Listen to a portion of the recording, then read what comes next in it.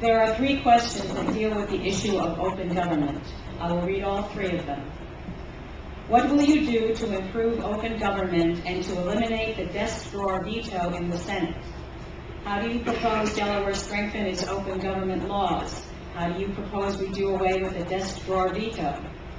What can you do to help break the legislative bottleneck that resides in the executive committee of the Senate and the desk drawer vetoes? So they circle around one major point. We'll start out with Mr. Hutchison. Well, I think that certainly the question itself is good, all 3 questions.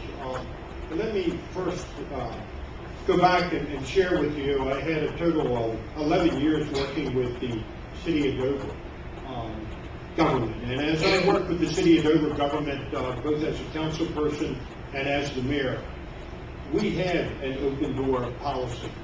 We did not have the policy whereby anyone could take an issue, a bill that came up or a matter that came up, and you could pull out a desk drawer and stick it in the drawer and it was done. I firmly believe that open government truly works. And what it forces you to do, both Democrats and Republicans alike, it forces you to sit at the table and deal with the issues. And this is something that we must do in state government. And I strongly support open government. Thank you, Mr. Hutchison. Mr. Bushwaller. Specifically with regard to the so-called desk drawer veto, if I'm elected to the state Senate, I will work to get a rule in the Senate similar to a rule that currently exists in the House that says that all bills that are introduced have to be acted on in committee within a reasonable period of time. That would end the desk drawer veto. Let me tell you a great advantage I have, to be very blunt, over my opponent in this regard.